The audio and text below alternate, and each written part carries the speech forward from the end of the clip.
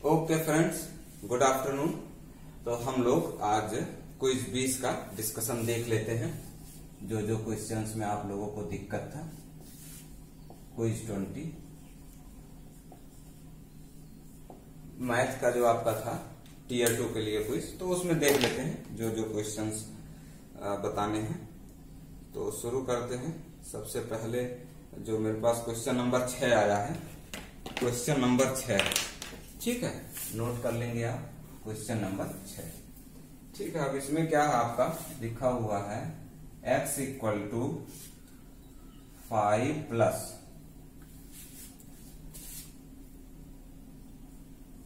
1/√5 plus 3 अच्छा एक और है 1/5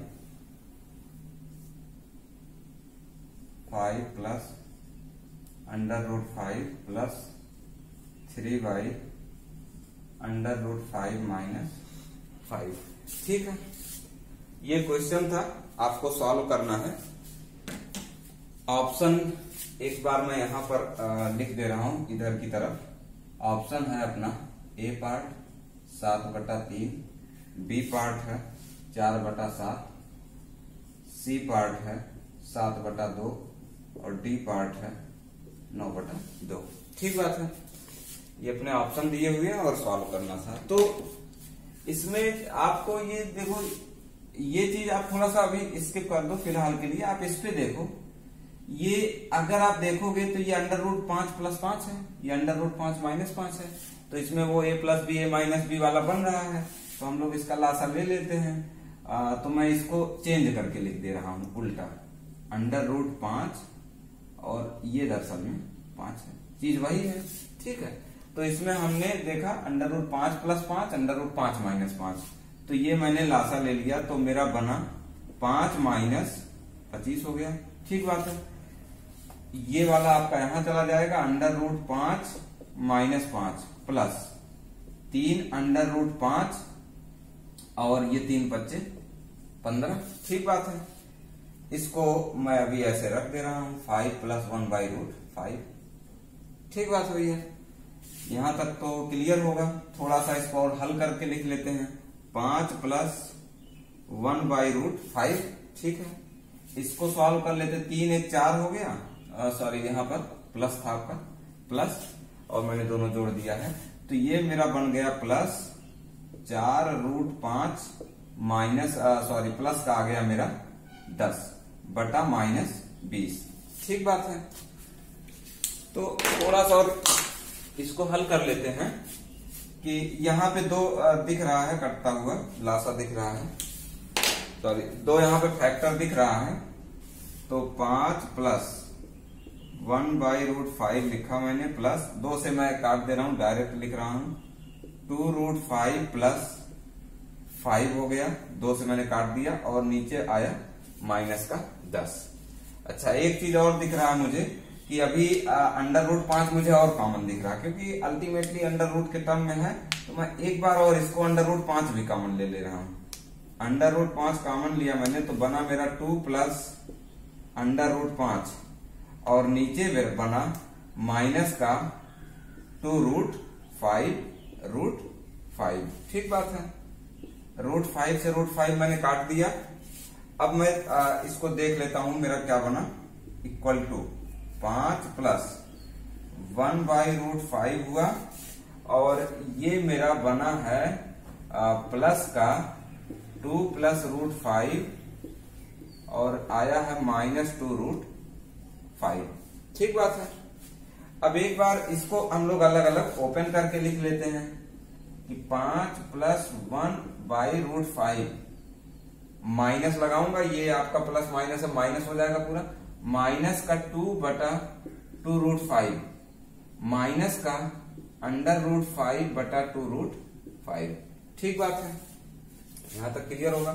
2 से 2 कट जाएगा, यहाँ √5 से √5 कट जाएगा, 1√5 आया, 1/√5, ये दोनों कैंसिल आउट हो जाएंगे, कट गया। और ये आया आपका 5 माइनस 1/2, तो आपका आ जाएगा 9/2। थोड़ा सा हल करना था आपको, तो आपका आंसर जो है 9/2 हो जाएगा। देखो ये तो रहा बेसिक तरीके से कि नॉर्मल वे में आप करते जाएंगे, आपको उत्तर दिख जाएगा। एक और चीज आप इसमें सोच सकते थे, ठीक बात है, मुझे लग रहा है ये क्लियर होगा। एक दूसरा तरीका भी देख लेते हैं हम लोग कि जल्दी से आप कैसे सोच सकते थे। ठीक है, ये क्वेश्चन था। तो इसमें आप एक बार ऑप्शन पे जब गौर करोगे कि ऑप्शन आपके 7/3 मतलब कुछ 2 प्लस कुछ 2 से थोड़ी सी बड़ी संख्या होगी। 4/7 मतलब जो है 0.5 के आसपास है, और ये है आपका 3.5 और ये है 4.5। मतलब एक संख्या 2 से बड़ी और इस तरह से है। तो हम लोग इसको मोटा मोटा निकालते हैं ना, कि मोटा मोटा 2 के आसपास जाएगा कि 3 के कि 4 के, वो चीज देख लेते हैं। उसके लिए भैया देखो कोई बहुत दिक्कत नहीं है। अब मैं सीधा मान रखना शुरू करूंगा। √5 का वैल्यू आपको पता होता है कि 22 484 होता है। तो इसका मतलब ये लगभग 2.2 आएगा √5। मैंने रख दिया सीधा। और यहां पर मैं क्या करूंगा कि सीधा 5 प्लस इसको मैंने जोड़ दिया, कितना आया भाई 5 प्लस √5 मैंने जोड़ दिया, 2.2 जोड़ दिया, ये हो गया प्लस 3/, अब की मैं सीधा कैलकुलेट करूंगा 2.2 माइनस 5, तो मेरा आया -2.8। ठीक है, यहां तक तो क्लियर। अब कोई बड़ी चीज नहीं है।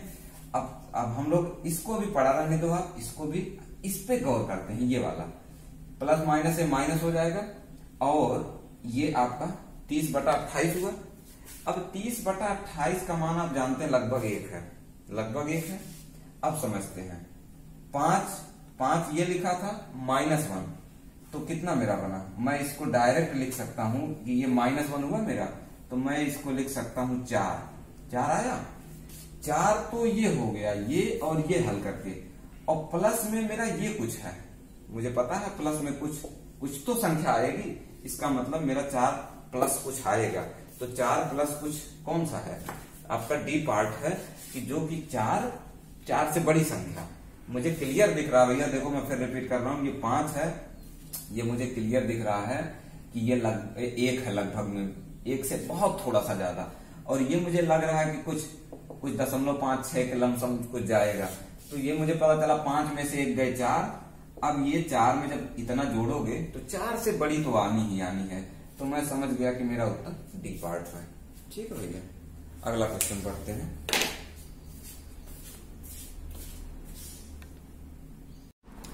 ओके, तो हम लोग अगला क्वेश्चन लेते हैं। अगला क्वेश्चन आपका 14 नंबर है, क्वेश्चन नंबर 14। अच्छा, ये टमाटर उगाने वाला आपका क्वेश्चन है। नितिन अपने खेत में टमाटर उगाता है जो एक वर्ग के आकार का है। खेत, टमाटर में खेत वर्ग के आकार का है, और बता रहा है कि प्रत्येक टमाटर 1 वर्ग सेंटीमीटर क्षेत्रफल घेरता है। पिछले बरस से इस साल 143 टमाटर ज्यादा उगाता है। तो बता रहा है कि उसके नितिन ने इस वर्ष कितने टमाटर उत्पादित किए हैं। आपका ऑप्शन लिखा हुआ है 5184, बी पार्ट है 4761, सी पार्ट है 5329, और डी पार्ट है 5041। सवाल उम्मीद है कि आप पढ़ लिए होंगे। टमाटर उगाता है खेत में, और टमाटर का जो खेत है वो वर्गाकार है। तो अब पूछ रहा है कितने टमाटर उगाता है। भाई जितने टमाटर उगाएगा, कितना भी टमाटर हो, वो इंटीजर में होगा। तो और हर एक टमाटर कितना क्षेत्रफल घेरता है, 1 वर्ग सेंटीमीटर। तो इसका मतलब है टमाटर कुछ होगा भाई 20 टमाटर, 20.5 टमाटर तो उगाएगा नहीं वो। 20 टमाटर, 25 टमाटर, 28 टमाटर। अब आप समझो कि जो टमाटर की संख्या होगी वही आपका क्या दिया है, ऑप्शन है। और ये जितनी टमाटर की संख्या होगी वही तो वर्ग का क्षेत्रफल होगा। टमाटर की संख्या जितनी होगी उतने वर्ग सेंटीमीटर तो होगा। जैसे ये इतना वर्ग सेंटीमीटर, इतना वर्ग सेंटीमीटर। तो इसका मतलब हम लोगों को ये देखना है कि कौन सी संख्या पूर्ण वर्ग है। ठीक बात है, पहली चीज। और दूसरी चीज कह रहा इस अब की साल, और एक अगर मैं लिख दूं इसको अब की साल का ये है, और पिछली साल की तुलना में अब की बार कितना ज्यादा उगाता है, 143 टमाटर। तो इस साल का पूछ रहा है, इस साल का मतलब 143 ज्यादा है, तो ये वाला पूछ रहा है इस साल कितना टमाटर उगाया। तो समझना बात को, इस साल जितना होगा क्षेत्रफल, जितना टमाटर उतना क्षेत्रफल, तो जितना क्षेत्रफल होगा इस साल, जो आपका उत्तर में लिखा है, अब मैं इधर की तरफ कर दे रहा हूं, वो 143 कम होगा पिछले साल, इससे 143 कम होगा। और ये भी संख्या पूर्ण वर्ग होगी, और ये भी संख्या क्या होगी, पूर्ण वर्ग होगी, क्योंकि टमाटर की संख्या बराबर ही आपका क्या आएगा, क्षेत्रफल। तो इसका मतलब मेरा जो उत्तर दिया है वो पूर्ण वर्ग होगा। और एक और चीज है, उससे 143 जब घटाएंगे तो वो भी किसी संख्या का पूर्ण वर्ग होगा। अब समझना बात आप, जब इतनी बड़ी संख्या है और इसमें से 143 घटाने पर भी वो किसी संख्या का पूर्ण वर्ग बन रहा है, इसका मतलब जिस संख्या का ये वर्ग होगा उससे एक जस्ट पीछे वाला ही संख्या, जैसे आप सपोज 13 का वर्ग करें, आप 13 का वर्ग कितना आया, 169। अब मुझे पता है कि यहां से बहुत थोड़ा ही नीचे जाना है मुझे, 144। तो क्या मेरा ये 8 का वर्ग हो जाएगा, नहीं, तो एक आध का फर्क आएगा, 12 का वर्ग, इससे जस्ट नीचे वाली संख्या। क्योंकि मुझे ये देख के लग रहा है कि 143 कम करने पर ये भी पूर्ण वर्ग, ये भी पूर्ण वर्ग, तो मुझे पता है ये संख्या और ये संख्या दोनों एकदम जस्ट आगे पीछे वाली होंगी, उसी का पूर्ण वर्ग होगा। अगर ये n स्क्वायर होगा तो ये n-1 होल स्क्वायर होगा, बहुत ज्यादा चांस है। तो इसी पर लेकर पूरा कैलकुलेशन हम लोगों को इसी पे करना है कि अब आप लिखेंगे कि n स्क्वायर माइनस n-1 का होल स्क्वायर, ये क्षेत्रफल और ये क्षेत्रफल में अंतर कितना है, 143। ठीक बात है। अब इसको a square minus b square में आप हल करेंगे, n-1 और दूसरा बनाएंगे n प्लस n-1 बराबर 143। तो यहां तो आपका 1 आ गया, और 2n-1 बराबर 143। तो इसका मतलब हम लोग कह सकते हैं कि n बराबर 144 और कितना आ गया, 72। तो इसका मतलब अब हम लोग ये चेक कर लें कि 72 का वर्ग ही होगा क्षेत्रफल। तो 72 का वर्ग मुझे दिख रहा है कि लास्ट में 4 वाली संख्या तो यही होगी, लेकिन फिर भी आप एक बार मैं यहां निकाल रहा हूं 72 का वर्ग। 72 का वर्ग आप करेंगे 7 सते 49, 2 दूनी 4। तरीका वर्ग करने का आसान यही रहता है, a का वर्ग प्लस b का वर्ग प्लस 2ab। 2ab मतलब 7 दूनी 14 दूनी 28। अब हमने देखो 4 लिया, अब 4 8 और 9 2 11 और 4 1 5, 5184। तो इसका मतलब ये 72 का वर्ग है। और इससे पहला मेरा कितने का वर्ग रहा होगा, 71 का वर्ग। और 71 का वर्ग कितना रहा होगा, इसमें से कितना घटा दें, 143। जब 143 घटाओगे आप, 14 में से 3 गए 9, सॉरी 4 में से 3 गए 1, और आपका ये आ गया 8 में से 4 गए 4। तो मुझे वो आता हुआ दिख रहा है, और ये 0 ये 0, 5041। इसका मतलब पिछले साल इतना टमाटर रहा होगा और इस साल इतना टमाटर। ये 72 का वर्ग है, ये कितने का वर्ग है, 71 का वर्ग। तो सवाल आप समझ गए होंगे मेरे ख्याल से कि अब की साल इतने टमाटर थे तो क्षेत्रफल भी कितना हुआ, इतना। ये 72 का पूर्ण वर्ग है, क्योंकि दिया है आपका खेत कैसा है, वर्गाकार, और 143 घटाकर ये बन जाएगा। तो आपको ये बेसिकली चेक करना था। इसी तरह से अगर आप ये नहीं भी करते तो आप ऐसे ऐसे चेक करते। सपोज इस पे पहुंचे आप 71 का वर्ग, 72 का वर्ग, और ये शायद जो है 73 पे आए आपका, और ये शायद किसी संख्या का वर्ग नहीं है। तो जब आप चारों संख्या चेक करते तो चारों संख्याओं में फिर आप देखते कि कौन कौन सी वर्ग में कितने का फर्क है, 143 में। तो 143 इन्हीं का है, इसका मतलब बड़ी वाली इस साल वाली होगी 5184। मेरे ख्याल से क्लियर होगा बात। उम्मीद है कि आप पढ़ रहे होंगे, जल्दी से पढ़ लें आप क्वेश्चन नंबर 16। अच्छा, क्वेश्चन नंबर 16 में भैया देखो, जो आपका क्वेश्चन है, कह रहा व्यक्ति के पास कुछ निश्चित राशि है, ठीक है, उस राशि का 32% एक वस्तु खरीदने में खर्च करता है, और जो शेष आता है उस शेष का 2% कपड़ों पर खर्च करता है। लिख रहा है कोई राशि है, ठीक है, सवाल पढ़ रहे होंगे आप, उस राशि का कितना परसेंट खर्च कर दिया, 32% खर्च कर दिया, ठीक है। अब जो बचा, यहां कुछ बचा, उस बची राशि से 2% कपड़ों पर, फिर ये जो बचा है इसका 2% कपड़े पर खर्च कर दिया, ठीक बात है, कपड़े पर खर्च कर दिया। और फिर जो यहां आया इसमें से 649 रुपया दान कर दिया।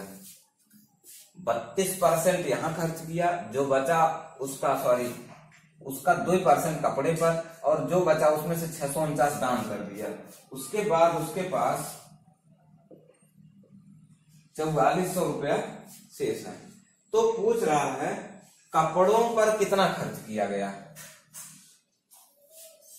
आपको देखो, आप सवाल समझो, आपको केवल कपड़े पर निकालना ना, ये राशि तो नहीं निकालनी है। तो अगर ये राशि निकालनी होती तो आप इसको मान लेते 100, ठीक है, उसको 100 मानते, उसका 32% करते, ऐसे ऐसे करके निकालते आप। लेकिन आपको ये राशि किसने कहा निकालने को, ये तो कहा ही नहीं ना। तो आप यहां मत मानो, यहां क्यों मान रहे हो आप यहां मान लो ना। माना कि इतना खर्च करने के बाद, 32% खर्च करने के बाद कितना बचा है, 100x, हमने यहां मान लिया ना। ये बची राशि कितनी है, थोड़ा सा कैलकुलेशन आसान पड़ेगा आपका, क्योंकि हमको इसी से तो मतलब है, कपड़ों से। माना कि बची राशि 100x, आप यहां भी मान सकते थे, कैलकुलेशन लंबा जाएगा, क्योंकि हमको ये निकालना नहीं है ना। हमको क्या निकालना है, केवल इससे मतलब है। तो जब इससे मतलब है तो हमने यहां मान लिया। माना कि ये राशि जो बची है वो कितनी है, 32% खर्च करने के बाद जो बचा है वो 100x है। आप समझना, अभी अगर आप यहां 100 मानते तो आप यहां 68 लेके टहलते, 68 का 2% करते, मुश्किल आता है। तो हमने 100 माना, इस बची राशि मतलब 100x का कितना खर्च किया, 2% कपड़े पर, तो अभी कितना बचा उसका, 98x बचा, और उसमें से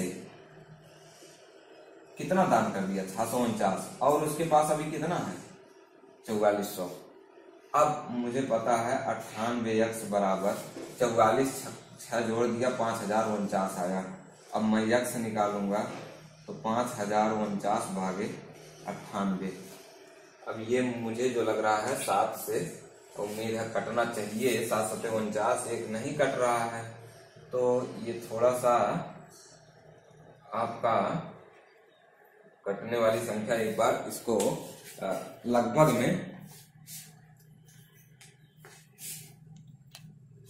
लगभग में निकाल लेते हैं कितना बन रहा है ये सीन, तो पता चलेगा फिर।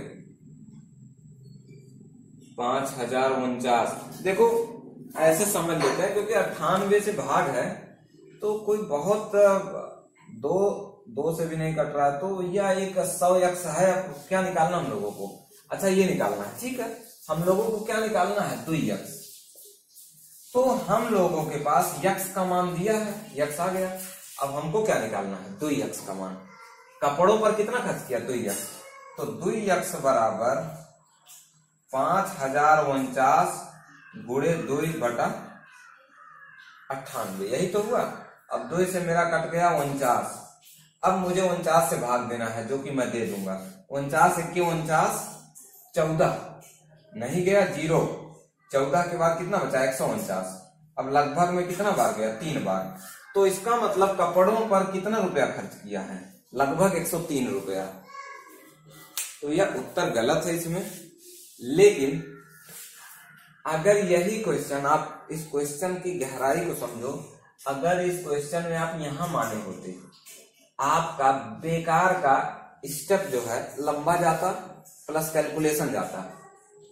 68x का 2% करते, फिर तमाम कैलकुलेशन थोड़ा सा ज्यादा बढ़ता। 100x माना आपने, आप अपने आप करके देखो, दोनों में 100x माना, तो हमको इतने तो मतलब है, जो राशि बची उसमें से 2% और निकाला, 649 और निकाला। मेरे ख्याल से समझ गए होंगे बात आप। तो 103 रुपया आएगा।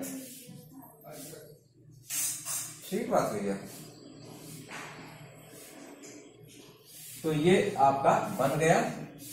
अब इसके बाद तो और क्वेश्चन मुझे लगता है इसके बाद अगला क्वेश्चन नंबर है 17। क्वेश्चन नंबर 17 नंबर है। हमको एक चित्र बना हुआ है। चित्र कुछ यूं है, ये वर्ग बना है, सॉरी, ये आपका समकोण त्रिभुज है और इसका क्षेत्रफल अर्धवृत्त है। इसका क्षेत्रफल 77 दिया है और इसका क्षेत्रफल दिया है 905 सही 1/7। तो अब पूछ रहा है कि जब इस पर बना देंगे, ये P है और ये Q है और ये R है, ये दिया है इस अर्धवृत्त का क्षेत्रफल इस पे। अब पूछ रहा है कि जब ये अर्धवृत्त बनाएंगे तो इसका क्षेत्रफल कितना आएगा। तो ये आपको पता है अर्धवृत्त है, तो इस तरह से आप ये रेडियस इसमें बनाया होगा। तो आप बहुत सिंपल, मैं यहां से सपोज इसका मैं मान ले रहा हूं R है, R1 है, और इसका रेडियस में कितना मान रहा हूं, R2 है, और इसका रेडियस में क्या मान रहा हूं, कैपिटल R। ठीक बात है।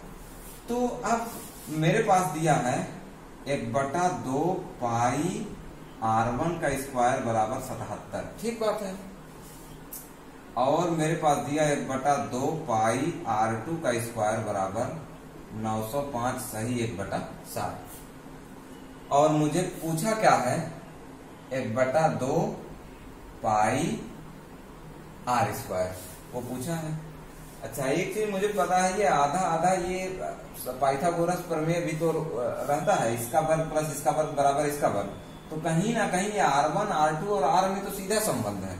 तो अगर मैं इनको जोड़ूं, 1/2 पाई R1 square plus R2 square बराबर 77 प्लस, भैया थोड़ा सा इसको कर लेते हैं, 7 × 5 = 35, 7 × 9 = 63, और एक जोड़ेंगे तो इतना बन गया, और बटा 7, ये हो गया 63, 36/7।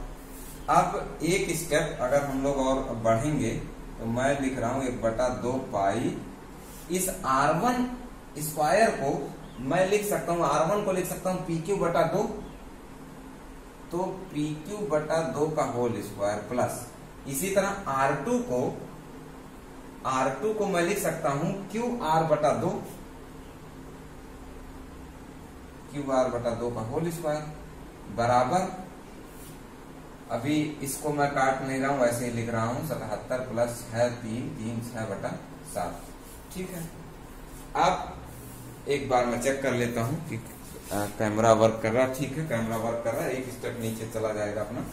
तो 1/2 पाई को मैं लिख दे रहा हूं 22/7, और अब आप देखो मैं लिख रहा हूं PQ का स्क्वायर प्लस QR का स्क्वायर बटा पूरे का 4 बराबर, यहां मैं 11 कॉमन ले रहा हूं दोनों में।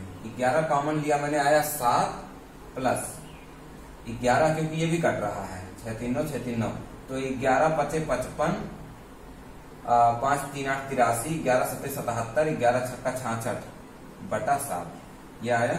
और 11 से मैंने इसको काट दिया, 11 दूनिया और 2 से 2 कट गया। ठीक है, अब ये अपना बना, आपको दिख रहा होगा P Q square plus Q R का स्क्वायर।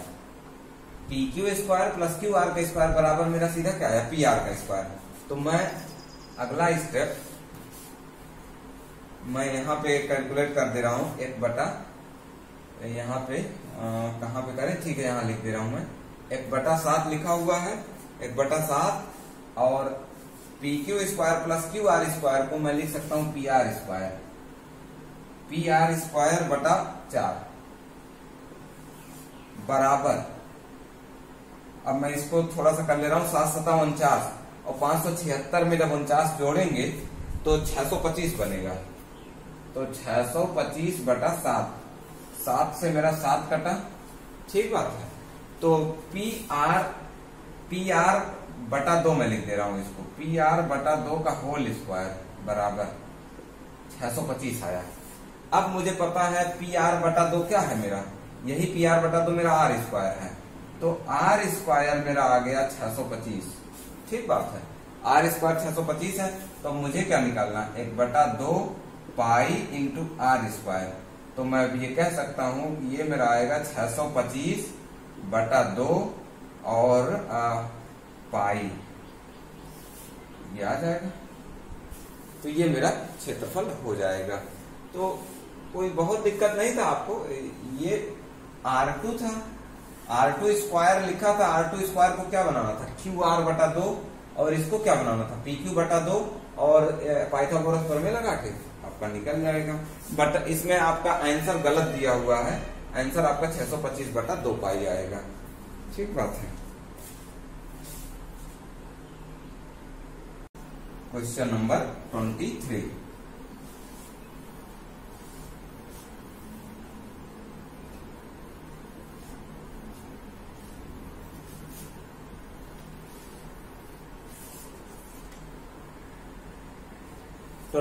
में आपका दिया हुआ था आयत का क्षेत्रफल दिया है 240 है, आयत है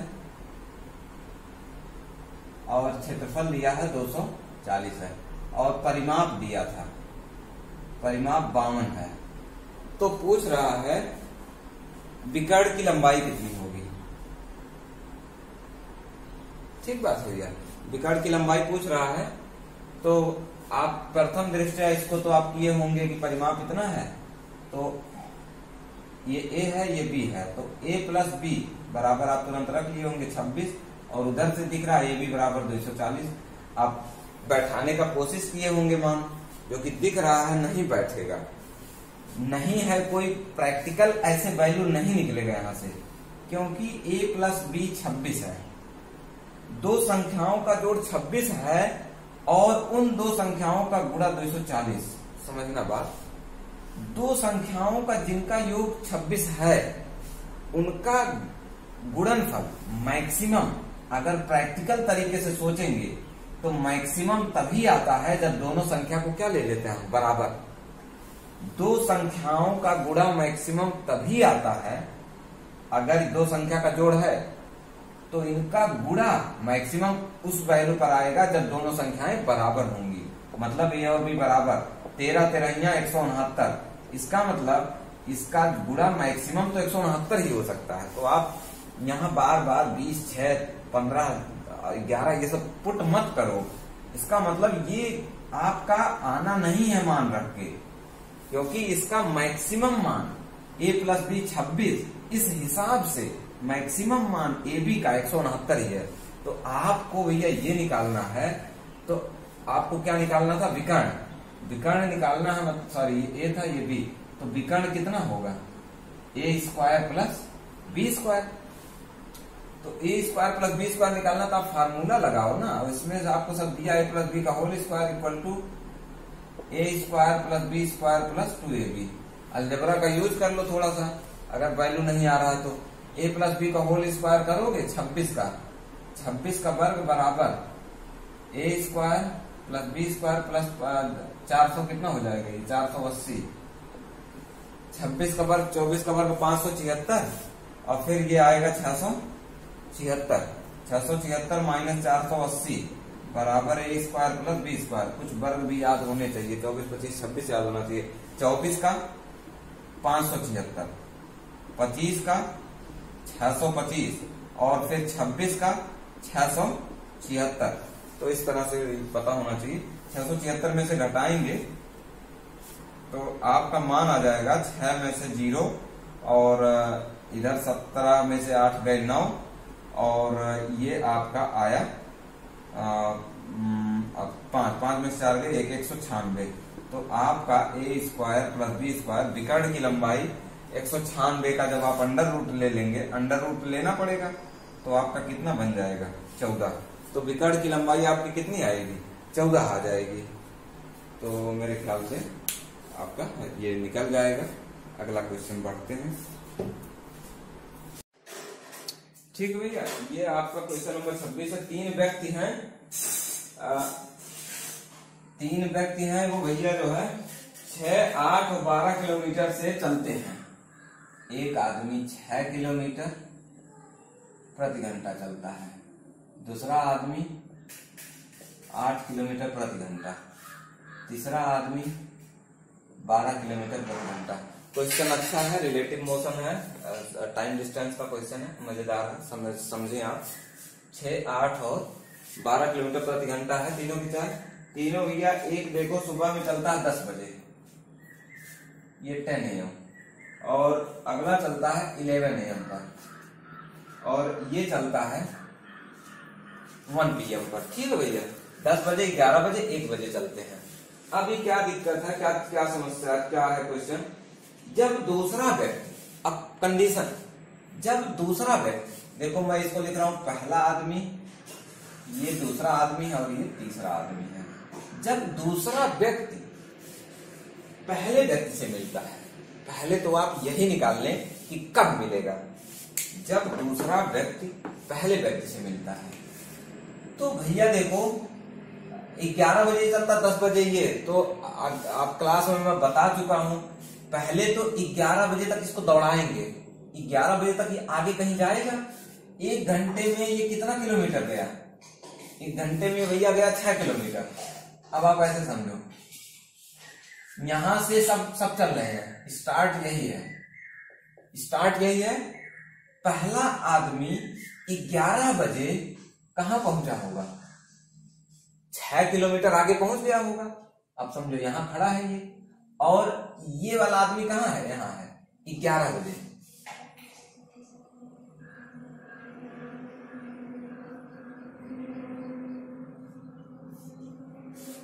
बात क्लियर है? चित्र समझ में आ रहा होगा? 11 बजे तक ये कितना आगे जा चुका होगा? 6 किलोमीटर आगे हमने बना दिया। ये पहला आदमी अब यहां है, और ये मेरा सीन कितने बजे का है? 11 बजे। और ये भी 11 बजे का सीन है। 11 बजे पहला आदमी 6 किलोमीटर आगे खड़ा है, ये भी यहां खड़ा है। अब दोनों एक ही टाइम में जब आ गए, एक ही टाइम पर जब दोनों चलेंगे, तो मैं रिलेटिव मोशन लगा दूंगा। मैं इस आदमी को रोक दूंगा। मैंने इसको रोक दिया, और इसकी चाल कितनी थी भैया? 6। इसकी चाल 6 थी, इसकी चाल कितनी थी? 8। तो मैंने इसको रोका, इसकी चाल पलट कर इसको दे दिया, तो इसका अल्टीमेट चाल कितना हो गया? 2 की चाल से 6 किलोमीटर चलने में कितना घंटा लगेगा? 3 घंटा। इसका मतलब दूसरा आदमी पहले आदमी से 3 घंटा बाद, किसके 3 घंटा बाद? 11 बजे के 3 घंटा बाद मिलेगा।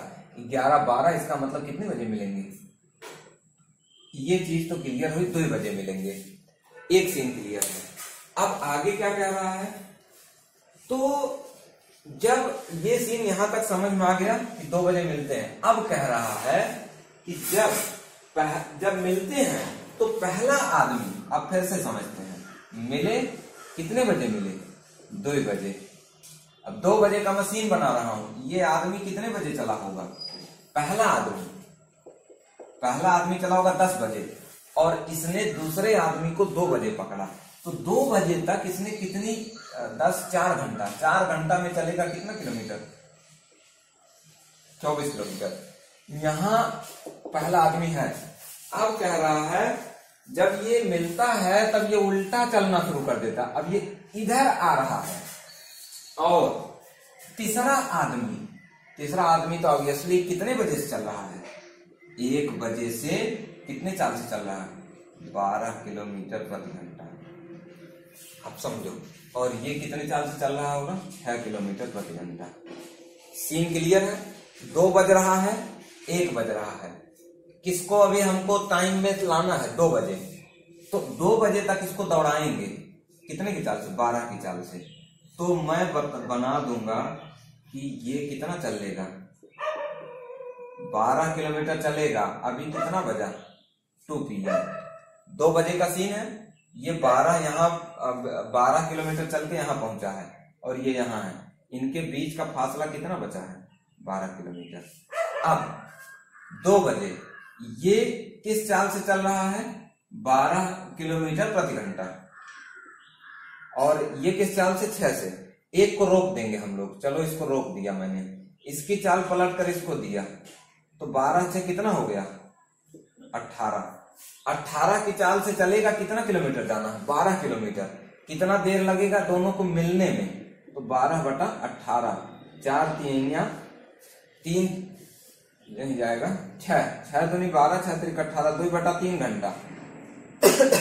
2/3 घंटा मतलब 2 गुणे 60/3, 3 बिसैया 20 दूनी 40 मिनट। 40 मिनट बाद मिलेंगे, लेकिन कितने बजे के? ये दोनों कहां से चल रहे थे? सीन कब का? 2 बजे। तो 2 बज के कितने मिनट में मिलेंगे? 40 मिनट। अब वीडियो को वापस करके देख लेना। तो मैं बहुत बेसिक तो नहीं, मतलब जितना काम भर का मुझे लगा क्लास में मैं ऑलरेडी बता चुका हूँ चीजें सारी।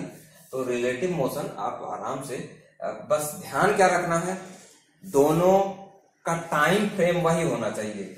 अगर यहां लगाना था तो हमने पहले 10 बजे से इसको कितना देर दौड़ाया? 11 बजे तक। तो मेरे ख्याल से आप बाकी समझ जाएंगे। तो इस तरह से है। अगला क्वेश्चन बढ़ते हैं। अगला क्वेश्चन नंबर है अपना 26 के बाद 26 है भैया। इसके बाद 29 नंबर क्वेश्चन है। ठीक है भैया, 29 नंबर में देख लेते हैं क्या है। अच्छा, अब ये क्वेश्चन हो गया है सर। ये अगला क्वेश्चन आपका 29 है। उसमें देखो सवाल आप रीड किए होंगे। ABC एक त्रिभुज है। AE एक रेखा खींची गई है जो कि BAC का क्या है? अर्धक है। और फिर AE नहीं, ये AD है। AD खींचा गया है BAC का अर्धक का। और BAD, अब ये जो कोण बना BAD, इसका एक अर्धक फिर खींचा गया है।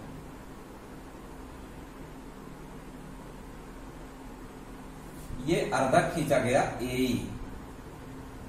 BAD का अर्धक कौन सा? AE। अब कह रहा BAE 30 है, ये 30 है। तो अब पूछ रहा है AEC का क्षेत्रफल,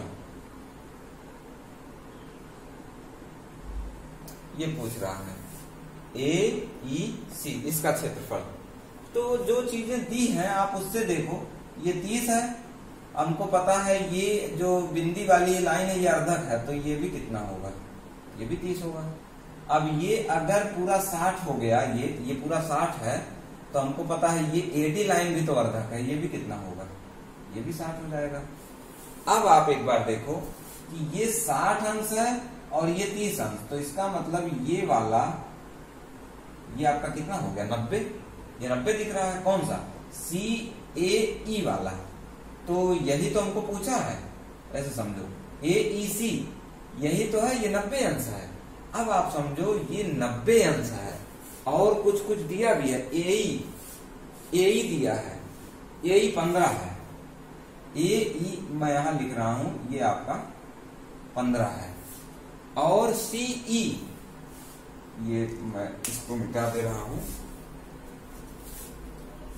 CE दिया है 39 है, ये 39 है।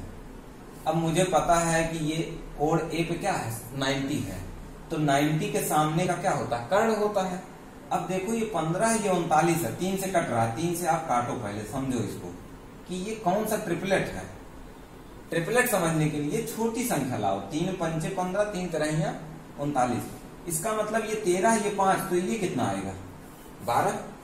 तो अगर ये 12 है, मुझे पता 3 से काटा गया है, तो इसका मतलब इसको भी मैं 3 से गुणा कर दूं, तो ये 12 मतलब एक्चुअली कितना है 36। तो अब मुझे क्षेत्रफल निकालना है AEC का। क्षेत्रफल बराबर क्या होता है भैया, लंब गुणे आधार और बटा 2। तो जो 90 अंश बना रहे हैं, किसी एक को लंब ले लो, किसी एक को आधार ले लो, तो मैं लिख सकता हूं कि 15 गुणा 36 बटा 2, यही आएगा क्षेत्रफल।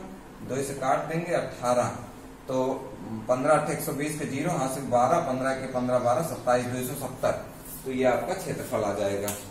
तो बस आपको बात समझनी थी, थोड़ा सा ये प्रमेय लगा कि आपको ये निकालना था कि ये समकोण है, और जब समकोण है तो 39 और 15 था, तो 39 15 से आपको पता नहीं चलेगा, आप कट रहा था, मैंने 5 13 किया, अब मुझे पता 5 13 का अगला क्या बनता है 12 बनता है। 3 3 से काटा था मैंने, इसको 3 से फर्दर मल्टीप्लाई कर दिया, तो आपका एरिया आराम से निकल जाएगा। तो ये था आपका क्वेश्चन नंबर कितना था भैया 29 नंबर, और 29 के बाद हम लोग चलेंगे अगला क्वेश्चन 30 नंबर। ठीक बात है।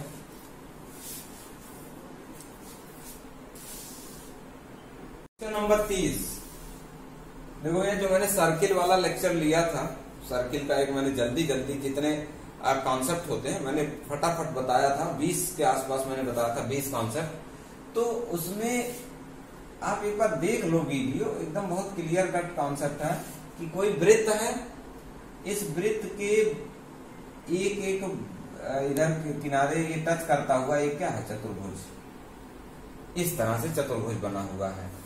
तो जब इस तरह से चतुर्भुज होता है तो इसमें लिखा है PQRS। तो इसका देखो मैंने कॉन्सेप्ट वहां बताया है, अब मैं बार बार वो नहीं करूंगा रिपीट, बस आप यूं समझो PQ प्लस RS आमने सामने का भुजा बराबर होता है जोड़, PQ प्लस RS बराबर QR प्लस SP। इसका मैंने प्रूफ अच्छे से कराया था उस दिन, तो अब मैं यहाँ पे डायरेक्ट कह सकता हूं कि PQ, अब इसमें दिया हुआ था आपको 3 भुजा दिया था, बहुत डायरेक्ट क्वेश्चन था आपका। PQ 9 है, QR आपका 10.5 है, और RS 11.2 है, ये पूछा है। देखो डायरेक्ट फार्मूले पे क्वेश्चन है, PQ प्लस RS। आप एक बार सर्किल वाला लेक्चर देख लेना, जिनको दिक्कत हो रहा होगा समझने में, आप एक बार सर्किल वाला लेक्चर 40-45 मिनट का है, मे भी 50 मिनट जो भी कुछ हो, तो 40 से 50 मिनट का आप लेक्चर, आप पूरा कॉन्सेप्ट अब जल्दी देख लीजिए। तो आप PQ 9 है प्लस RS 11.2 है बराबर QR 10.5 है। भैया ये आपको निकालना है, कितना इजी यार, आपका जो ना निकल जाएगा तुरंत। क्वेश्चन नंबर 30 हो गया आपका। इसके बाद क्वेश्चन नंबर 31 है। ठीक है, क्वेश्चन नंबर 31 बढ़ेंगे।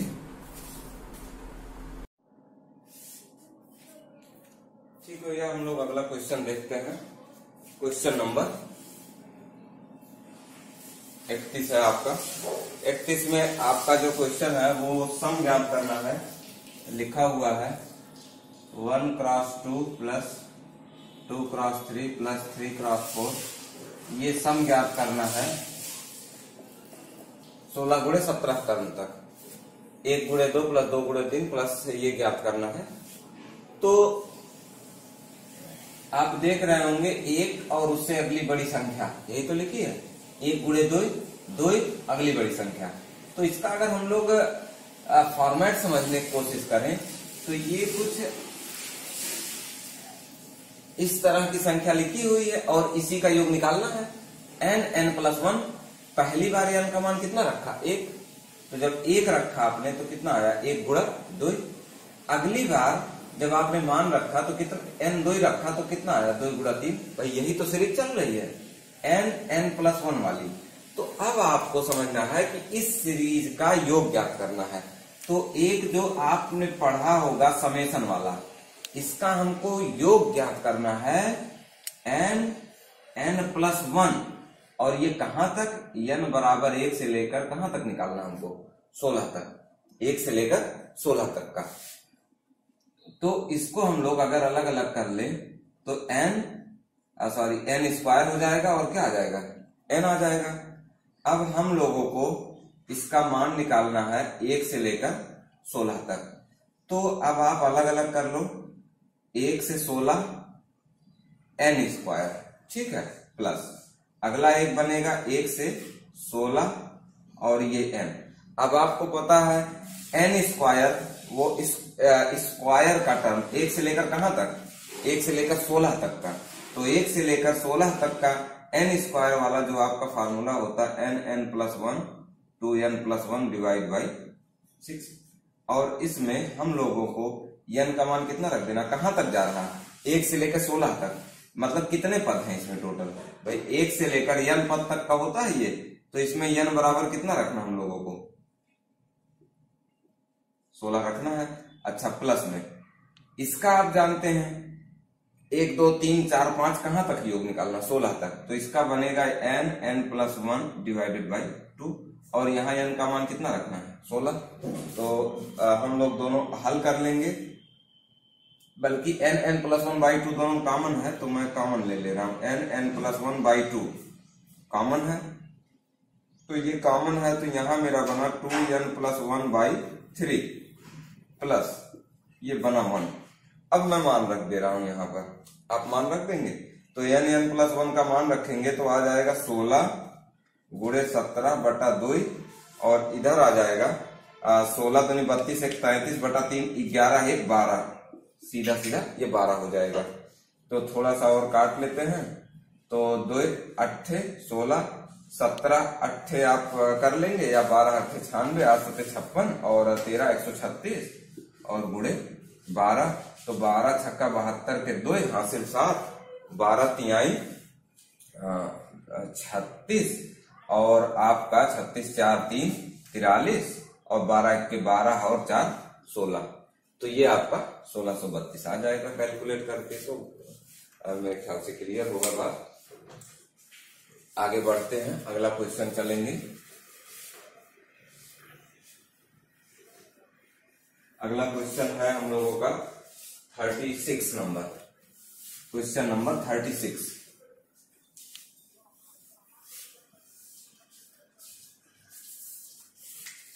क्वेश्चन नंबर 36, तो 36 पे चलते हैं, 36 पे चलते हैं भैया। क्वेश्चन नंबर, एक नियमित खटभुज दिया है, क्वेश्चन आप पढ़े होंगे, एक 36 नंबर क्वेश्चन है। ये ऐसा एक खटभुज दिया है और बता रहा है, ऐसे मैंने बना लिया ABCDEF, ठीक बात हुई है। ये खटभुज दिया है, इसमें बता रहा है एक B पर टावर खड़ा है और एक D पर टावर खड़ा है। तो आप 3 डायमेंशनल फिगर है, आप ऐसे समझेंगे, ये सवाल क्लास में ऑलरेडी कर चुके हैं हम लोग। ऐसे समझो आप कि ये टावर खड़ा है और इस पे एक टावर खड़ा है, और इन टावरों का ए से एक कोण बनेगा टावर की ऊंचाई पर। तो मैं ऐसे समझो, मैं B यहां लिख रहा हूं, मैंने टावर, सपोज मैंने ऐसे टावर खड़ा कर दिया इस पर, ये 3 डायमेंशनल फिगर है, और ये कोण कितना बन रहा है, 30 अंश। अब आप इसकी भुजा को A ले लोगे, सब जगह A है।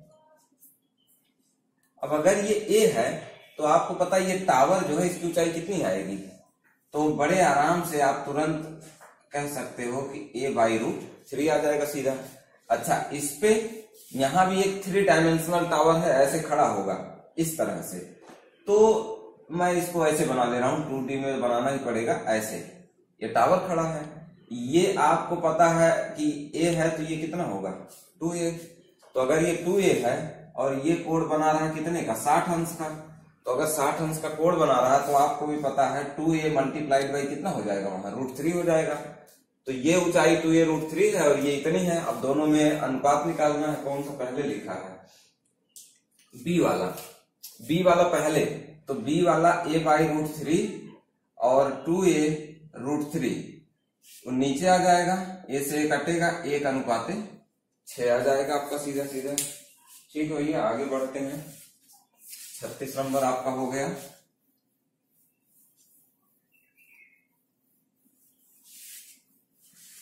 छत्तीस के बाद हम लोग अगला चलेंगे 46 नंबर क्वेश्चन। 46। ठीक है, 46 में देख लेते हैं। अच्छा ठीक है, ये क्वेश्चन आपका 2 की पावर 64 माइनस 2 प्लस 1, अगला लिखा है 2 स्क्वायर प्लस 1, अगला लिखा है 2 का क्यूब प्लस 1, और ये पूरी सीरीज गई है 2 की पावर 16 प्लस 1, और अगला लिखा है 2 की पावर 32 प्लस 1। वो 232 नहीं, वो 2 की पावर 32 था।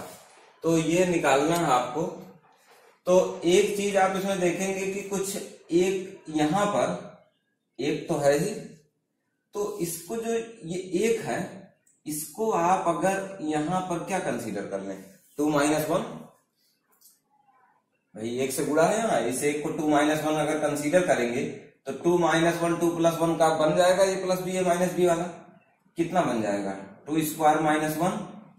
अब मैं इसको यहां से मिटा दे रहा हूं, मैं ऊपर चलो लिख दे रहा हूं, ये मैंने अपनी तरफ से कंसीडर कर लिया। यहाँ एक का गुणा है, मैंने एक को कितना लिख दिया 2 माइनस 1। अब 2 माइनस 1 और 2 प्लस 1 मेरा बन जाएगा 2 स्क्वायर माइनस 1। अब 2 स्क्वायर माइनस 1 अगला जोड़ा बन जाएगा 2 स्क्वायर प्लस 1 से, कितना आ जाएगा 2 की पावर 4 माइनस 1। अच्छा 4 माइनस 1 आएगा, तो अगला आपका, सॉरी ये 4 दिया होगा जहां तक मुझे लग रहा है, हाँ ये 3 नहीं है भैया, ये 4 होगा, बिल्कुल ठीक बात है, ये 2 के क्रम में बढ़ रहा है। तो 2 की पावर 4 माइनस 1, तो 4 प्लस 1 से मिल जाएगा, तो 2 की पावर 8 माइनस 1 इसी क्रम में जाता जाएगा, लास्ट में बचेगा यहाँ आएगा 2 की पावर 32 माइनस 1, और वहां है 2 की पावर 32 प्लस 1, तो ये मिलाकर बन जाएगा 2 की पावर 64 माइनस 1, और शुरू में आपका लिखा है 2 की पावर 64, और पूरे के पहले माइनस है, तो ये कट के कितना आ जाएगा आपका 1 आ जाएगा। तो उम्मीद है कि क्लियर हो गया होगा। 46 के बाद 48 नंबर बढ़ेंगे।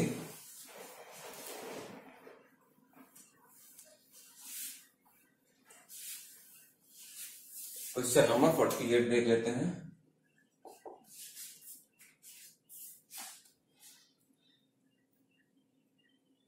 क्वेश्चन नंबर आपका लिखा हुआ है ए square plus B C upon ए स्क्वायर माइनस बी सी, और लिखा है plus B square plus C A upon B square minus C A, plus C square plus A B upon C square minus A B, बराबर लिखा है 1 है, बराबर 1 है। तो पूछ रहा है ए स्क्वायर अपॉन ए square minus B c plus B square minus सी ए प्लस सी स्क्वायर माइनस ए बी, ये पूछ रहा है, ये कितना होगा। देखो ये पिछले वाले क्विज में भी एक क्वेश्चन हम लोग ऐसा किए थे कि जब ये क्वेश्चन दिया है आपके 3 वेरिएबल हैं और एक ही इक्वेशन दिया है, तो एक वेरिएबल को तो आप एकदम से हटा लो। इसमें सपोज जो ये आपका दिया हुआ है, इसमें मैंने 1 को उड़ा दिया, ए को मैंने 0 रख दिया, ए को मैंने 0 रखा तो मेरा क्या बना, देखो मैं यहां से ये कैलकुलेट कर रहा हूं, ए को 0 रखा तो मेरा ये तो खत्म हो गया, बीसी बटा माइनस बीसी कितना आ गया -1। अच्छा ए को 0 रखा तो ये भी खत्म हो जाएगा, मेरा क्या आएगा 1, और प्लस में ये भी खत्म हो जाएगा, प्लस में कितना आएगा 1 आ जाएगा ये भी। तो मैंने देखा 1 से 1 कटा, 1 बराबर 1, इसका मतलब जैसे ही मैंने a बराबर 0 रखा, मेरा कुछ और रखने की जरूरत ही नहीं है, ये मेरा इक्वेशन क्या कर रहा, संतुष्ट कर रहा। तो अब मैं वही चीज यहां भी रखूंगा और मैं एक बार निकालने की कोशिश करूंगा। आप इसमें रखिए a बराबर 0, ये 0 हो गया पहला टर्म, पहला तो खत्म हो गया, दूसरा प्लस ये खत्म हुआ, कितना आया 1, और ये खत्म हुआ, कितना आया +1, तो ये आपका कितना आ जाएगा, आपका 2 आ जाएगा सीधा सीधा। तो आगे बढ़ते हैं। 48 नंबर हो गया आपका। 48 के बाद 61 नंबर। क्वेश्चन नंबर 61 आप ओपन कर लेंगे।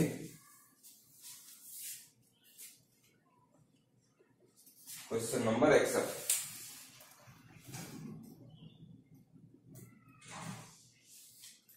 ए बी और सी काम को 21, 24, 28 दिन में कर सकते हैं। ए बी और सी दिया है, ये 21 दिन में, ये 24 दिन और ये 28 दिन। तो सबसे पहले तो अगर ये दिया है तो आप एलसीएम लेके टोटल वर्क निकाल लें। 7 गुणा 3 है और 7 गुणा 4 है और ये कितना 8 गुणा 3 है। तो लासा क्या बन जाएगा अपना 7 बन गया, 7 ये हो गया और 4 और 8 का कितना बन जाएगा 8 बन जाएगा और एक अपने पास कितना आ रहा है 3 आ रहा है। ये बन गया। अब मैं मिटा दे रहा हूं इसको। ये आपका लासा क्लियर है, ठीक है। ये लासा बन गया। तो 21 है तो यहाँ कितना यूनिट आया 8 यूनिट, 8 त्रिका 24, यहाँ कितना आया 7 यूनिट और 7 चौका यहाँ कितना बना 6 यूनिट। तो ये है आपका। अब सवाल में कह रहा हमको पता चल गया ए कितना कर रहा 8 यूनिट एक दिन में, बी एक दिन में 7 यूनिट, सी एक दिन में 6 यूनिट।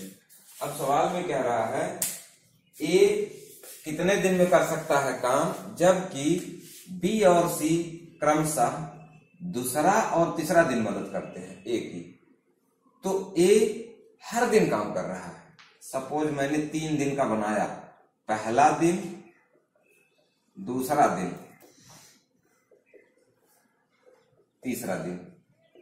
ये कह रहा है ए काम को कितने दिन में कर सकता है, जबकि दूसरे दिन इसके सपोर्ट में कौन आ रहा है बी और तीसरे दिन इसके सपोर्ट में कौन आ रहा है सी। फिर इसी तरह चलेगा, पहले दिन अकेले करेगा, दूसरे दिन ए के सपोर्ट में कौन आ रहा है बी और तीसरे दिन ए के साथ कौन आ रहा है सी। फिर अगले दिन कौन आएगा अकेले ए, फिर अगले दिन ए प्लस बी। यही सीरीज चलेगी इस तरह से। तो इसका हम लोग देख लेते हैं। पहले दिन ए अकेले आया 8 यूनिट, ए प्लस बी 8 7 कितना यूनिट 15 यूनिट, ए प्लस सी 8 6 14 यूनिट। अब देख लें कितना यूनिट अपना पहुंचा 15 14 29 और 8 37 यूनिट। 37 यूनिट हुआ। अब ये टोटल काम कितना है ये देख लेते हैं। 8 7 56 गुणे 3, 3 छके 18 का 8 हासिल 1, 3 5 15 1 16, 168 यूनिट।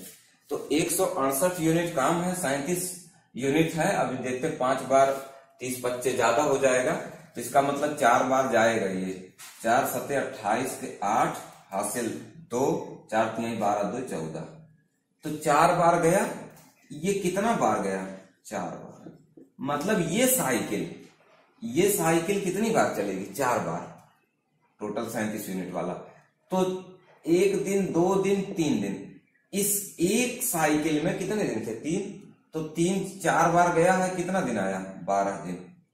12 दिन आया है और काम कितना बचा है अभी 20 यूनिट काम बचा है।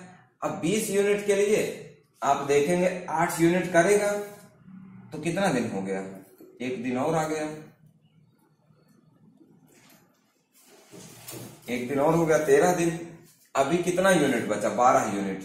अब 12 यूनिट के लिए कितना दिन लगेगा प्लस 12/15 दिन और लग जाएगा। भाई यहाँ 15 यूनिट कर रहा था, अब 12 यूनिट काम बचा है, कितना टाइम लगेगा 12/15 लगेगा। तो 13 प्लस 3 चौका 12 3 5 15 इतना दिन आएगा भैया आपका। 13 सही 4/5 आपका आंसर जो है गलत दिया हुआ है इसमें। ये आपका उत्तर ये होगा। ठीक बात भैया, आगे बढ़ते हैं। ठीक भैया, अगला क्वेश्चन हम लोग बढ़ते हैं। क्वेश्चन नंबर 64 बढ़ते हैं। क्वेश्चन नंबर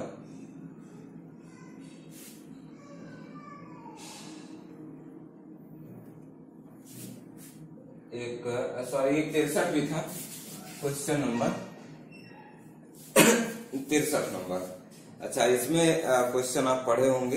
ए और बी 2 पाइप है, एक पाइप ए है, एक पाइप बी है। शुरू में पाइप ए टंकी भर रहा है और पाइप बी जो है खाली कर रहा है। ये भरने वाला है और ये खाली करने वाला है। ठीक बात है, ये खाली कर रहा है। और अब ये बता रहा कंडीशन, जब पाइप ए टैंक को भरता है, आप क्वेश्चन पढ़ रहे होंगे कि जब पाइप ए टैंक को भरता है और पाइप बी खाली करता है।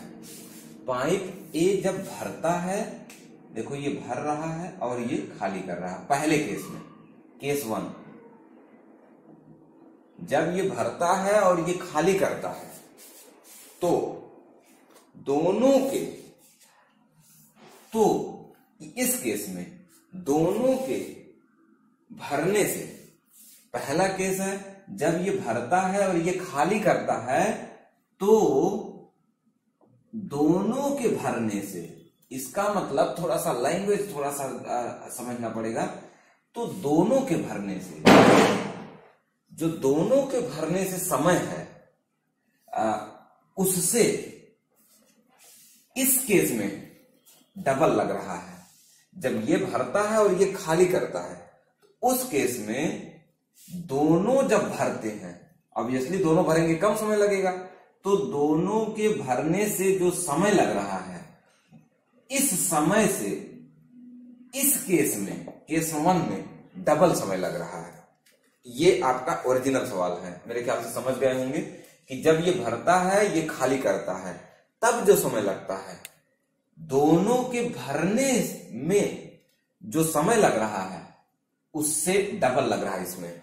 तो अब सवाल करने की जरूरत नहीं है। देखो अब ऑप्शन पकड़ेंगे हम लोग। अगर आप सवाल समझ गए होंगे तो मैं ऑप्शन लिख रहा हूं, 3 1, 5 2, 1 3 और 3 2। ये है आपका ए और बी का रेशियो दिया है। अब ये क्षमता दिया है यूनिट। अब अगर ये 3 भर रहा है, ये 1 खाली कर रहा है, तो 3 और 1 का कितना आएगा क्षमता? 2।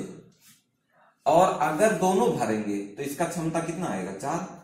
तो जब 2 और 4 है, इसका मतलब टाइम डबल। भाई यहां 4 क्षमता से काम कर रहा है, इसका मतलब यहां टाइम कम लगेगा, आधा लगेगा किसकी तुलना में? इसकी। यही तो कह रहा है, तो यही तो अपना कंडीशन है। और आप इसमें देखो, ये तो उल्टा है। एक ये भरेगा, 3 खाली करेगा, भैया टंकी कहां भर पाओगे आप? ये तो होगा ही नहीं। 5 भरोगे, 2 खाली करोगे, तो कितना आया यहाँ? 5 में से 2 गए 3, और दोनों जब भरेंगे तो 7। देख लो क्या एक दूसरे का डबल है? डबल का केस नहीं है। अच्छा 3 2 5, सॉरी 3 में से 2 गए 1 और 3 2 5, क्या ये डबल हो रहा है? नहीं। तो डबल किस में है? इसमें है। सीधा सीधा ऑप्शन से लग जाएगा। आगे बढ़ते हैं। 63 हो गया, 64 पे बढ़ते हैं। एक बार आप सवाल पढ़ लें, क्वेश्चन नंबर 64।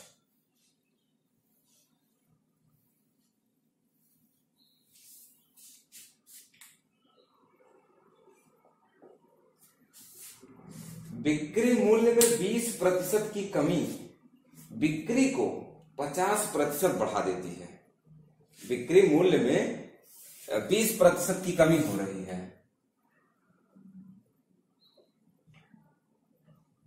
बिक्री मूल्य में 20% की कमी हो रही है, इससे बिक्री 50% बढ़ रही है। कोई सामान होगा, उसकी बिक्री कितनी बढ़ रही है? 50% बढ़ रही है। और लेकिन और क्या एक चीज दिया? लाभ को 0 कर देता है। लाभ को 0% कर देती है। तो देखो ये चीज समझना पड़ेगा कि बिक्री मूल्य में 20% की कमी कर दिया आपने, सामान बहुत ज्यादा बिक रहा है, लेकिन ऐसी कंडीशन में आपको लाभ नहीं मिल पा रहा है। और दिया है शुरू में कितना लाभ मिल रहा था। तो समझने की कोशिश करते हैं हम लोग कि बिक्री मूल्य में जब आपने कमी किया, सामान जितना भी बिक रहा था, लेकिन आप ऐसे समझो, इससे समझो कि बिक्री मूल्य में जब 20% की कमी किया आपने, पहले कुछ लाभ मिल रहा होगा पहले, लेकिन जब आपने 20% दाम गिरा दिया तो आपको लाभ कितना मिल रहा है? 0। मतलब ये जो सेलिंग प्राइस है, सेलिंग प्राइस को जब 20% आप कम कर रहे हैं, जब 20% कम कर रहे हैं तो लाभ नहीं मिल रहा है। इसका मतलब आपका क्या आ रहा है? क्रय मूल्य। सेलिंग प्राइस को जब आप 20% कम कर दे रहे हैं तो आपका लाभ कितना हो रहा है? 0। लाभ 0 मतलब सेलिंग प्राइस को 20% कम करने के बाद आपको क्या मिल रहा है? Cost price. ये इसका कोई वास्ता नहीं है सवाल में। तो अब आपको कह रहा है कि अगर शुरू में कितना मिल रहा था, तो अब आप समझो कि सेलिंग प्राइस को 20% जब कम कर रहे हैं तो सीपी मिल रहा है। तो सपोज कर लो सेलिंग प्राइस हमने कितना ले लिया? 100। इसको 20% कम किया तो मेरा सीपी आ गया। मेरा सीपी कितना आया? 80। तो क्रय मूल्य मेरा 80 है और शुरू में मैं कितने में बेच रहा था? 100 में। शुरू में कितने में बिका? 100 में। तो शुरू में कितना लाभ था? 80 में कितने का लाभ? 20 का। तो 1/4 मतलब कितना परसेंट? 25%। मेरे ख्याल बात समझ में आ गया होगा। सेलिंग प्राइस हमने 100 मान लिया है, जब इसमें 20% कमी कर दिया हमने तो हमको लाभ नहीं मिल रहा है। इसका मतलब 20% जब यहां से कम करेंगे तो हम कहां पर पहुंच जाएंगे? अपने क्रय मूल्य पर। क्रय मूल्य 80 है और शुरू में हम कितने में बेच रहे थे? 100 में। तो 80 में कितने का फायदा? 20 का। तो आ जाएगा आपका। आगे बढ़ते हैं। क्वेश्चन नंबर 64 हो गया भैया। अगला क्वेश्चन चलेंगे 66 नंबर 66। क्वेश्चन आप एक बार पढ़ लें। Question number 66।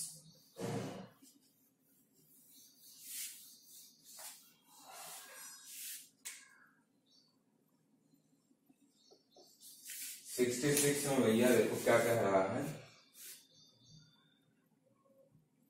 अच्छा, ठोस कॉपर घन और एक ठोस जिंक घनाभ है। कॉपर वाला आपको दिया है, कॉपर है। कॉपर वाला चीज क्या है? घन है। और जिंक है, जिंक का क्या है? घनाभ। ये एक घन दिया है। सवाल कहने का मतलब एक घन है एक घनाभ है। घन किसका बना? कॉपर का। घनाभ बना जिंक का। अब कह रहा है इन दोनों के पृष्ठीय क्षेत्रफल समान है। पृष्ठीय क्षेत्रफल समान है तो घन वाले का आप मान लो ए भुजा, और घनाभ का आपको दिया हुआ है। घनाभ का LBH दिया है, लंबाई चौड़ाई ऊंचाई दिया है। वो 1 2 ऐसे मैं मान ले रहा हूं, 1 2 और कितना दिया है? 4।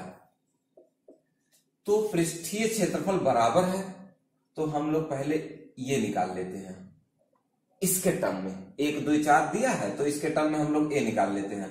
तो मैं ये लिख सकता हूं, वही पृष्ठीय क्षेत्रफल बराबर करेंगे। इसका पृष्ठीय क्षेत्रफल कितना हो गया? 6a² equal to 2 LB BH HL। यही तो होगा। पृष्ठीय क्षेत्रफल बराबर कर देते हैं। इसको वही ले लेते हैं जो रेशियो दिया है 1 2 4। तो 2 LB कितना आ गया? 2 और BH 4 दूनी 8 और HL मेरा आ गया 4 1 का 4। तो 8 2 10 4 14 दूनी 28। A² उधर लेके जाएंगे तो मेरा आ जाएगा 14/3। तो यहां से मैं A निकाल लूंगा 14/3 की घाते 1/2। ठीक है, वर्गमूल लग गया ये A। तो अगर ये 1 है, ये 2 है, ये 4 है, तो ये मेरा कितना है? तो मैं ये कह सकता हूं ये मेरा 14/3 की घाते 1/2 है। ठीक है, अब मेरा सारा क्लियर है सीन। अब कह रहा है कि दोनों पतीले को पिघलाया गया तो दोनों को पिघलाया गया तो उसमें कितना कॉपर और कितना जिंक होगा। मतलब वो बात कर रहा है जब किसी चीज को पिघलाते हैं तो उसमें हमारा क्या चीज सीन आता है? आयतन। आयतन ही तो पिघलेगा, क्षेत्रफल थोड़ी पिघलेगा, आयतन पिघलेगा। तो आयतन पिघलेगा मतलब कह रहा है जब इसको पिघलाएंगे और इसको पिघलाएंगे तो इसमें कॉपर और जिंक कितना होगा। इनडायरेक्टली वो ये कह रहा है कि इसका आयतन और इसका आयतन में अनुपात कितना होगा। तो इसका आयतन कितना होगा ए का क्यूब और इसका आयतन कितना होगा LBH। हमको पता है ए 14/3 की घाते कितना है 1/2 और इसकी घाते 3 करेंगे तो मेरा क्या हो जाएगा घाते 3/2 रेशियो LBH 4 दूनी 8। अब मुझे लगता है सीधा सीधा आपका यही आ जाएगा, यही उत्तर ऑप्शन में लिखा हुआ 14/3 और ये हो जाएगा। तो ये आपका क्वेश्चन नंबर 66 रहा। आगे बढ़ते हैं 67 नंबर क्वेश्चन। ठीक है, एक बार पढ़ लें क्वेश्चन।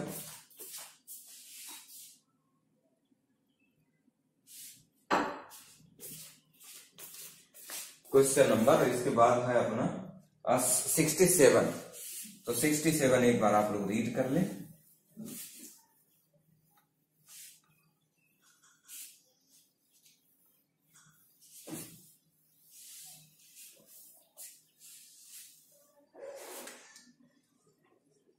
कैमरा में देख लेता हूं एक बार, कैमरा चल रहा है। तो क्वेश्चन नंबर 67,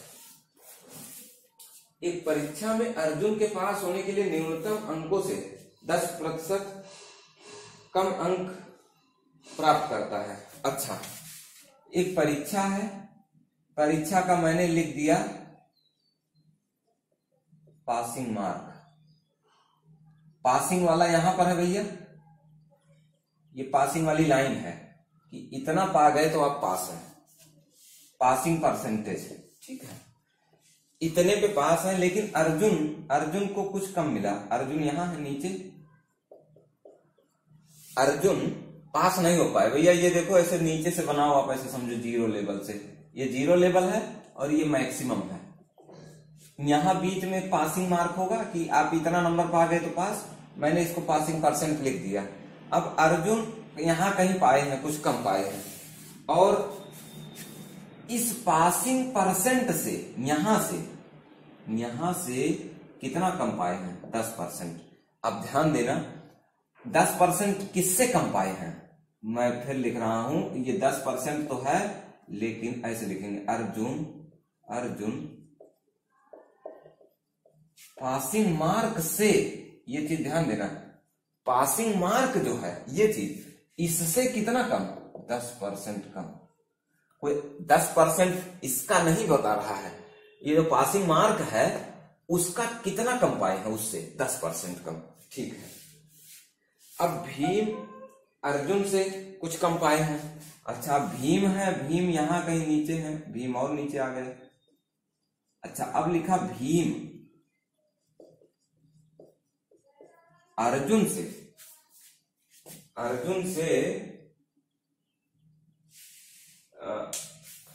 भीम अर्जुन से 11 से 1/9 अंक कम प्राप्त करते हैं। अर्जुन से 11 से 1/9% कम प्राप्त करते हैं। अभी देखो ये परसेंटेज किसका है, अर्जुन से। अर्जुन का जब निकालेंगे 11 से 1/9% तो इतना कम। तो अब हम लोग समझते हैं कि अपना यहीं से किया है, तो हम लोग क्या करते हैं कि और कुछ दिया है कि नहीं। अच्छा, 40% दिया पासिंग है, तो भैया मैंने मैक्सिमम मार्क 100 ले लिया और मेरा 40% आया। 40% मतलब 40, चाहे परसेंट बोलो चाहे 40 बोलो। 40 से कितना कम 10% कम भैया, ये समझो बात आप। 100 नंबर का है, पासिंग कितना आया 40 नंबर, इससे 10% कम। इसका मतलब अर्जुन को कितना मिला 36। अर्जुन को कितना नंबर मिला 36। अब 11 से 1/9 मतलब कितना 1/9 कम। तो भीम को अर्जुन से 1/9 कम मिला है। 1/9 कितना आ गया 4। तो इसका मतलब भीम को कितना मिला 32 मिला। मेरा ये क्लियर हो गया। ये पासिंग 40 नंबर है, अर्जुन 36 पाए हैं, भीम 32। अब एक और दिया करण, लिखा है करण भीम और अर्जुन को जो मिलता है। अब मैं सीधा निकाल रहा हूं, करण है, एक करण है, इनको भीम प्लस अर्जुन दोनों का जोड़ के भैया दोनों का मैं जोड़ ले रहा हूं, 36 और 32 कितना हो गया 68। इससे 41 सही 3/68 से 41 सही 3/17% कम। बस एक परसेंटेज ही तो और निकालना है आपको, यही 1% निकालना, 68 का इतना परसेंट और घटा देंगे हम लोग। तो कर लेते हैं, क्योंकि मुझे 17 का दिख रहा है, ये कट भी रहा है, तो मैं यहां कैलकुलेट कर रहा हूं 68 गुणे, इसको थोड़ा सा आप कर लो ना, 17 के 7 हासिल 1, 17 चौके 68 और 1 69, तो 69 697 बना, 3 जोड़ देंगे 700 हो गया पूरा, 700/17 और परसेंट है तो नीचे गुणा 100 कर देंगे। तो मेरा इतना बना, ये इससे कट गया और 17 चौका कट गया, 4 7 28, ये निकल के आ गया 28। तो 28 कम, 68 से 28 कम, इसका मतलब करण को कितना मिला होगा, 68 - 28 कितना आ गया 40। अब पूछ रहा है करण को परीक्षा में पास होने के लिए कितने अंक चाहिए। भैया पासिंग मार्क 40 है, करण 40 पाए हैं, इसका मतलब करण तो पास है ना, इनको कितना चाहिए 0, तो आपका आंसर आ जाएगा। ठीक बात सही है। अगला देखते हैं। ठीक है भैया, अगला क्वेश्चन चलते हैं 71। तो इसमें है आपका कि एक चाय का मिश्रण तैयार करने में प्रत्येक 100 किलोग्राम पर 1 किलोग्राम चाय खराब हो जाता है। सवाल आप पढ़ लिए होंगे, पढ़े ही होंगे। तो 100 किलोग्राम चाय तैयार किया जाता है, और जब आप तैयार करते हैं उसके बाद उसमें से 1 किलो चाय आपका खराब हो जाता है, यही लिखा हुआ है। अभी जो आप तैयार कर रहे हैं वो 2 किस्म की चाय है, एक है 30 रुपया प्रति केजी और अगला है 36 रुपया प्रति केजी। ठीक है भैया, 2 तरह की चाय की पत्तियां हैं आपकी, 30 और 36। सपोज करो दोनों चाय को मिला के बनाए, आप घर पे बना रहे हैं चाय की पत्ती, तो ये 2 अलग अलग किस्म का है, आपने कितना मिलाया 100 किलो बनाया। बनाने के बाद क्या होगा कि आपका 1 किलो बनाने की प्रक्रिया में खराब हो गया, तो माल बनने के बाद आप बेचेंगे कितना, जो बेचना होगा वो आप बेचेंगे 99 केजी, 99 किलो बेचेंगे आप। 100 किलो बनाने का दाम तो आपका कितने का लगा 100 किलो का, लेकिन 1 किलो बनाने की प्रक्रिया में खराब हो गया, तो आपको बेचना कितना है 99 केजी, और आपको कोई लाभ हानि नहीं लेना है। बेचने वाला जो दाम है वो लिखा है 32 रुपया सेलिंग प्राइस। देखो सेलिंग प्राइस लिखा है 32 रुपया प्रति केजी, और 32 रुपया प्रति किलो से आप कितना किलो बेचेंगे 99 किलो।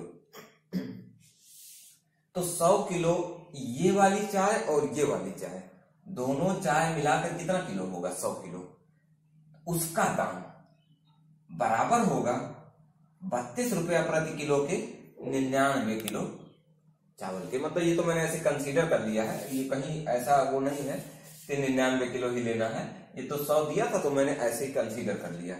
तो ऑप्शन में आपको बताना है कि ये कितना ले और ये कितना ले। ठीक बात भैया। तो देखो 2 तरीके हैं, एक तो आप ऑप्शन चेक कर लेते। ऑप्शन कैसे चेक करते कि आपके पास लिखा हुआ है, देखो पहले एक बात समझते हैं, 18 7 और 7 18 है भाई, टोटल कितना बना रहे हैं 100 किलो माल।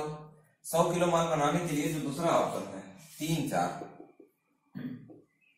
और 4 3, क्योंकि इसका रेशियो मिलाकर कितना हो रहा 7, जो कि 100 से कटने वाली संख्या नहीं है, तो इसको चेक नहीं करेंगे हम लोग प्रथम दृष्टया, या तो ये होगा या तो ये होगा। अब आप समझो 30 रुपया किलो का चावल था, 36 रुपया किलो का चावल, दोनों जब मिलाए हैं 1 ही किलो चावल तो आपका बेकार हुआ है। 1 किलो चावल थोड़ी देर के लिए आप समझे कि नहीं के बराबर है। तो जब 30 रुपया किलो चावल 36 रुपया किलो चावल मिलाए हैं दोनों, और दाम कितना बना 32, तो इसका मतलब जो रेशियो होगा वो किस तरफ आएगा, ज्यादा 30 की तरफ आएगा, क्योंकि जब दोनों को मिलाते तो आपका बीचों बीच कितना आता, 35 आता। तो ये कितना है, 32। इसका मतलब कि पलड़ा किसकी तरफ भारी है, 30 की तरफ ज्यादा है। इसका मतलब ऑप्शन में आप समझ सकते हैं कि ये चेक करना है, इसको हम लोग चेक करेंगे। 18 और 7 वाले को, 18 और 7 वाले को आप चेक कर लो। 18 7 के हिसाब से कितना किलो चाय लेना है, 100 किलो। 18 7 25 चौके, तो इसका मतलब 72 किलो ये हुआ भाई, 4 आया तो 18 चौका 72, मैं यहां लिख दे रहा हूं 72 किलो ये हुआ, और 7 चौका 28 किलो ये हुआ। 72 किलो ये, 28 किलो ये, इसका दाम निकाल लेते हैं हम लोग। तो इसको मैं मिटा दे रहा हूं, मुझे यहां भी अब मैं मिटा दे रहा हूं। तो अब मुझे पता है ए ऑप्शन जो मेरा था, मैं यहां लिख दे रहा हूं थोड़ा सा, 18 और 7। 18 7 के हिसाब से मैंने कितना चाय लिया टोटल 100, तो मेरा 72 ये आया, 28 ये आया। मैं इसका यूनिट डिजिट मैच कराऊंगा पहले, या चलो अब जोड़ लो, कोई दिक्कत नहीं, जोड़ ही लो, कितना देर लगेगा, 3 दूनी 6, 3 7 21, 2160 रुपया ये आया। और ये कितना आता, 36 गुणे 28 करते आप, तो आप यूनिट डिजिट कर लो, अदरवाइज आप गुणा कर लो। यूनिट डिजिट चलो एक बार कर लेते हैं, यूनिट डिजिट जल्दी जल्दी। 6 8 लास्ट में कितना आया, 8। जब इन दोनों को जोड़ोगे तो लास्ट में कितना आएगा, 8। और इसके लास्ट में ये जब दोनों चाय मिलाए हैं, आपको कितना में बेचना है, 32 में, लेकिन कितना किलो, 99, तो लास्ट में कितना आएगा, 8। तो इसका मतलब आपका उत्तर सही है। तो आप ये जल्दी से आप ये अप्रोच मतलब लगा सकते थे यूनिट डिजिट से। अब आते हैं हम लोग अपने बेसिक कॉन्सेप्ट पे। ये तो हो गया कि आप ऐसे ही ऑप्शन से लगा लेते। अब ये था अपना 32 किलो, 32 रुपया, 32 रुपया प्रति किलो, और ये मुझे पता है कितना बेचना है, 99 किलो। अब आप प्रॉपर मेथड लगा लेंगे। सपोज ये दिया था मुझे, ये नहीं सॉरी, ये तो ऑप्शन है, तो सपोज मैंने इसको ले लिया x किलो, तो ये मेरा कितना, दोनों मिलाकर मेरा कितना किलो है चाय, 100 किलो। 100 किलो चाय बना रहे हैं, ये x किलो, ये 100 माइनस x किलो। तो मैं लिखूंगा कि मेरा कुल रुपया कितना लगा, 30x। 30 रुपया प्रति किलो से कितना किलो चाय है, x किलो, 30x प्लस 36 रुपया प्रति किलो कितना है, 100 माइनस x दाम लगा, बराबर होगा 32 रुपया प्रति किलो का कितना चावल, कितना चाय, 99। 1 किलो चाय आपका बेकार हो गया है। लेकिन जितना रुपया की चाय बनाए थे उतने रुपया की चाय बेचना है, मतलब रुपया उतने आना है। जितना 100 किलो चाय बनाने में लगा है, 99 किलो चाय बेचकर उतना ही रुपया कमाना है। तो ये क्वेश्चन है, आपको हल करना है, जल्दी जल्दी इसको आप हल कर लेते। तो इसमें मुझे जो 3 और 2 का फैक्टर 6 से कट रहा है, 6 पंचे 30, 6 छक 36, और 3 से इसको काट दे रहा हूं, 2 से इसको काट दे रहा हूं, ठीक बात है, ये हो गया।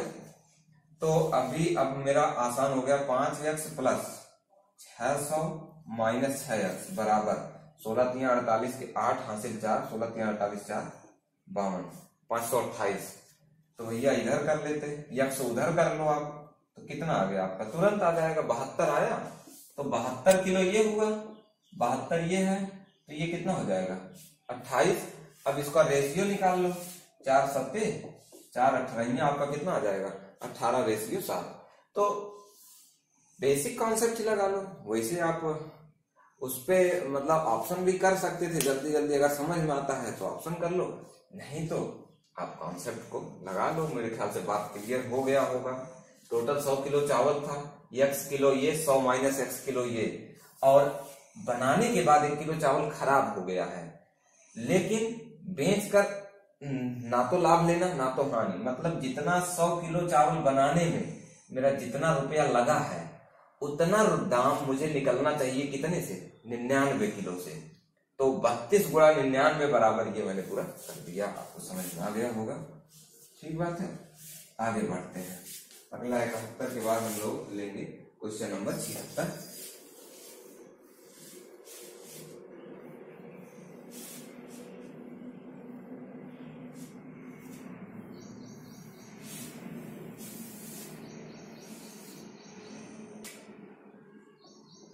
क्वेश्चन नंबर 76 देख लेते हैं।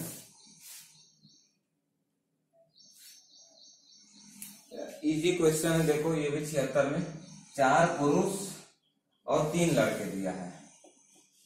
पुरुष के लिए मैन डाल रहा हूं, बच्चों के लिए बॉय डाल दे रहा हूं। 4 पुरुष और 3 चाइल्ड डाल देता हूं। 4 पुरुष और 3 बच्चे किसी काम को 5 दिन में करते हैं। ठीक है, ये 5 दिन में कर रहे हैं और यही बराबर काम दिया है 2 स्त्री और कितना दिया है 3 बच्चे 5 दिन में करते हैं। तो आपको ऐसे देखना चाहिए था, दिन तो 5 दिन बराबर ही है, वैसे भी कट रहा है। तो आप देखेंगे ये चाइल्ड वाला भी कट गया। तो आपको पता है 4 आदमी का काम बराबर कितना आया 2 औरत के। 2 आदमी का काम 1 औरत के। ये एक इक्वेशन हो गया। अगला आप हल कर लेंगे इसी तरह। अगला क्या दिया है 4 पुरुष 3 औरत। 4 पुरुष 3 औरत काम को 5 दिन में करते हैं, मतलब सब कोई 5 दिन में कर रहा है। 4 पुरुष 3 औरत। अब 4 पुरुष 3 औरत वाले को आप क्या करो, कोई एक ले लो। सपोज मैंने ये ले लिया 4 पुरुष 3 चाइल्ड वाला इक्वेशन ले लिया, ये भी 5 दिन में है। 4 पुरुष 3 बच्चे 5 दिन में, 4 पुरुष 3 महिला 5 दिन में। फिर वही चीज, फिर एक इक्वेशन यहां से निकलेगा मैन मैन कटा 3 वुमेन बराबर 3 चाइल्ड, मतलब महिलाओं का काम बच्चों के काम के बराबर है। इसका मतलब मैं कह सकता हूं कि 2 मैन बराबर 1 वुमेन बराबर 1 चाइल्ड। ये हो गया इक्वेशन, तुरंत निकल जाएगा। अब क्या करते हैं कि मैन को 1 यूनिट मान लेते हैं। आदमी की पावर कितनी है, एक आदमी का 1 दिन का क्षमता 1 यूनिट। तो ये टोटल कितना हो गया 2। इसका मतलब महिला का 2 रख दें और बच्चे का कितना रख दें, महिला का 2 यूनिट, बच्चे का 2 यूनिट। अब मुझे टोटल काम किसी एक में मैं रख देता हूं टोटल काम। चलो इसमें रख दे रहे हैं 4 महिला कितना हो गया 4 महिला, सॉरी मैन है 4 मैन तो 4 यूनिट हुआ, और 2 चाइल्ड तो 2 3 6 6 4 10। एक बार इसमें रख देते हैं 4 मैन प्लस 3 चाइल्ड। और काम कितने दिन में करते 5 दिन में। मैं टोटल काम निकाल ले रहा हूं। 4 आदमी तो 4 यूनिट, और ये हो गया मेरा 3 दूनिया 6 6 4 10 बचा, कितना काम हुआ 50।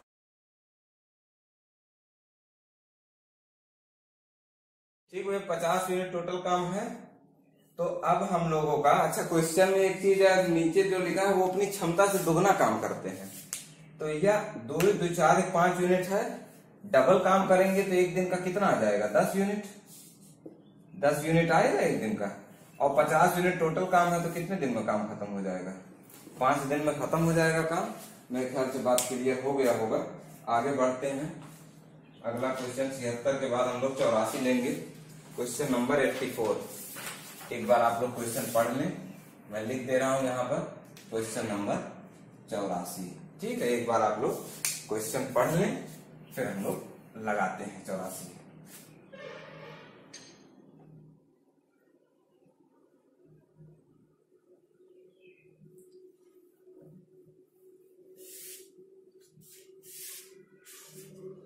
चौरासी में आपका कह रहा है यदि किसी वस्तु का बिक्री मूल्य उस पर दी गई छूट का 5 गुना है। जैसे कह रहा वैसे ही करते हैं। डिस्काउंट x रुपया मैं ले रहा हूं, डिस्काउंट x रुपया। तो बिक्री मूल्य सेलिंग प्राइस इसका 5 गुना है, तो सेलिंग प्राइस कितना होगा 5x। अच्छा, अब एक चीज आप ये भी देखो, आप 5x में सामान बेच रहे हो डिस्काउंट के बाद, इसका मतलब x रुपया डिस्काउंट दिए हो और डिस्काउंट के बाद कितने में बेचे 5x में। तो इसका मतलब जो मेरा अंकित मूल्य है वो कितना रहा होगा 6x। ठीक है, अब अगर अंकित मूल्य 6x था, इस पर डिस्काउंट कितना दिए हैं आप, डिस्काउंट x दिए हैं, मतलब 6 में 1। तो मैं इसको कह सकता हूं कि डिस्काउंट मेरा कितना दिया गया है 1/6। सही बटा में 1/6। ठीक है, 1/6 डिस्काउंट दिया गया है। इसी को परसेंट बनाते तो आपका 100/6% हो जाता। तो अब कह रहा है यदि छूट प्रतिशत, यही मतलब 1/6, यदि छूट प्रतिशत लाभ प्रतिशत के बराबर है, इसका मतलब अगर लाभ इसी के बराबर, इसी के कितना 1/6, डिस्काउंट कितना दिया गया 1/6, अगर लाभ भी कितना हो 1/6, तो आपको निकालना है डिस्काउंट बटा सीपी, ये निकालना है। डिस्काउंट आपको पता है कितना है x, सीपी ज्ञात करना है।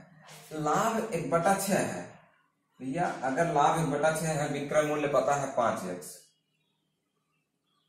है, और लाभ 1/6 है, तो इसका मतलब हम लोग का सीपी कितना आ जाएगा, मैं इसको लिख दे रहा हूं, नीचे प्लस वाला करते हैं तो 6 में 1 लाभ है, तो इसका मतलब कितने से गुणा कर दो, 6/7 से करेंगे। वो आप ऐसे करते हैं 100/100 प्लस x वाला, मतलब वो भिन्न में जब इसको 1 करेंगे, 1/1 प्लस 1/6, तो नीचे 7 हो जाएगा, ऊपर आपका, मेरे ख्याल से ये तो आप समझ रहे होंगे।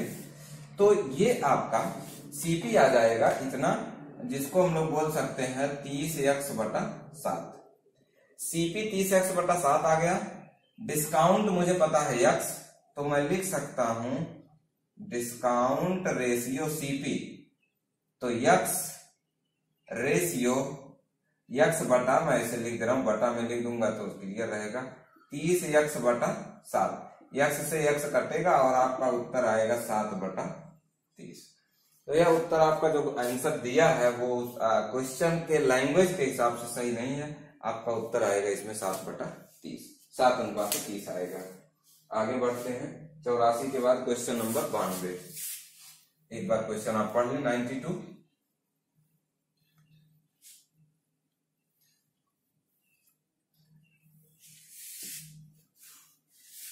क्वेश्चन नंबर 92 देख लेते हैं क्या है। अच्छा, दो दोस्त इसमें बात कर रहा है कि सोनीपत से पानीपत जाते हैं ए और बी, या एक आपका सोनीपत है, एक आपका पानीपत है, दोनों जाते हैं ए और बी क्रमशः सोनीपत और पानीपत से। अच्छा, ए जो है दोस्त ए वो यहां से जाता है, और दोस्त बी वो पानीपत से आता है इधर, अब बीच में ये दोनों कहीं मिलते हैं, सपोज यहां मिले, मिलने के बाद वो क्रमशः 72 मिनट और 18 मिनट में अपने अपने गंतव्य पर पहुंच गए।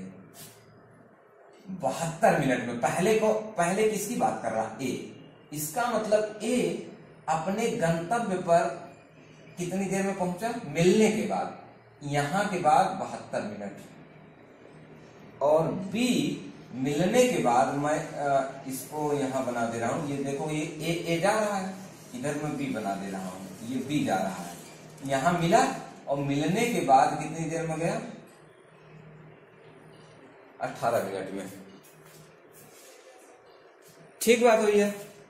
तो ये 72 मिनट में पहुंचा, ये 18 मिनट में। तो हम लोगों को पता है, आपको पता है कि इन दोनों की चाल आ जाती है, ए और बी की चाल क्या आएगी, उल्टा कर देंगे टाइम का, तो ए और बी बराबर बोलेंगे, यही तो करते हैं आप, T2/T1 मतलब TB/T, ये उल्टा कर देंगे।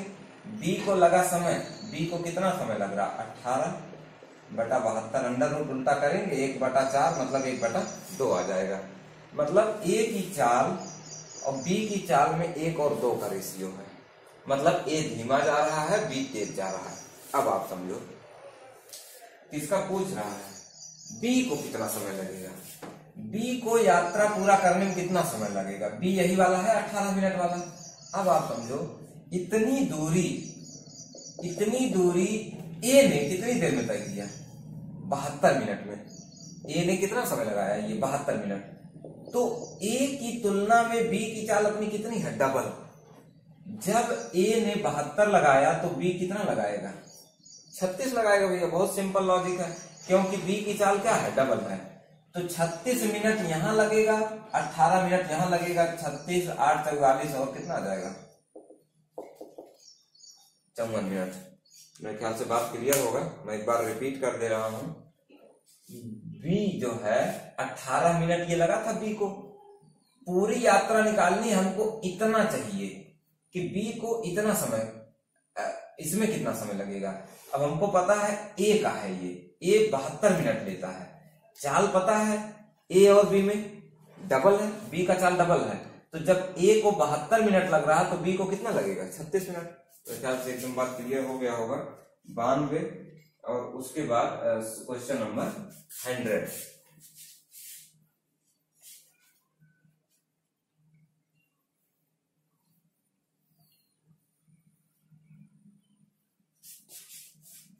क्वेश्चन नंबर आपका 100